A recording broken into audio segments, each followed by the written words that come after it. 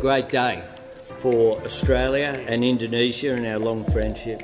And the Deputy Prime Minister hosted the President-elect for lunch. I'll be hosting him for an early dinner this evening. This is an important relationship. We celebrate this year. Thank you very much, Mr Speaker. I want to offer our full support to the efforts of the government here and congratulate the Prime Minister on advancing the relationship, and the Deputy Prime Minister as well. I had the great fortune to meet with the now President-elect, then Defence Minister Prabowo in Solomon. My questions to the Prime Minister.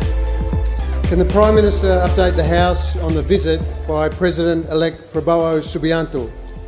How is the government strengthening our relationship with Indonesia?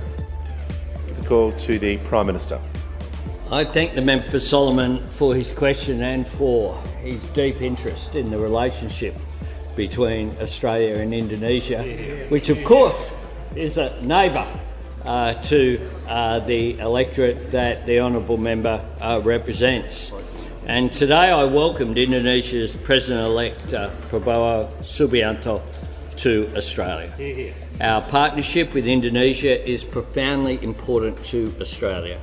We'll continue to strengthen our ties. Economic partners, security partners and partners in the global transition to net zero. And this morning we announced the conclusion of negotiations on the Australia-Indonesia Defence Cooperation Agreement. Let's be very clear. When the Deputy Prime Minister in coming days travels to Indonesia to sign the agreement, this will represent the most significant defence cooperation agreement between Australia and our largest and most important partner in Southeast Asia. It signals our shared commitment to a peaceful and stable region where sovereignty is respected.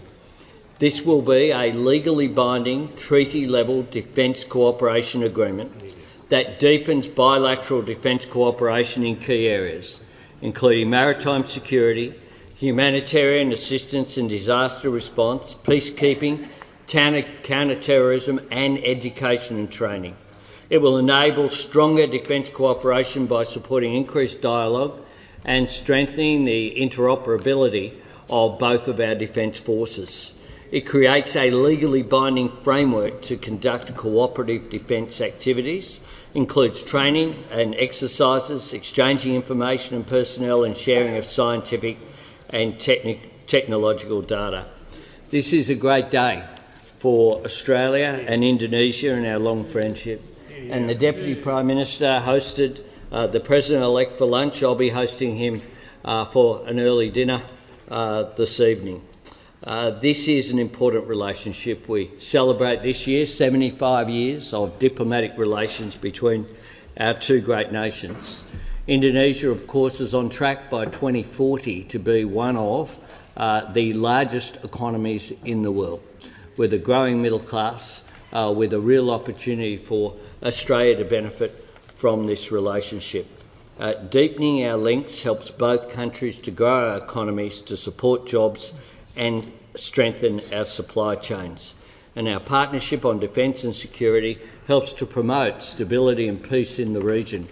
We'll continue to engage, of course, at the ASEAN Summit later this year, but as well, Indonesia is a partner at the PIF, and this engagement over coming months will be very important indeed for both of our countries. Indulgence, the Leader of the Opposition. Well, thank you very much, Mr Speaker. I want to offer our full support to the efforts of the government here and congratulate the Prime Minister on advancing the relationship, and the Deputy Prime Minister as well.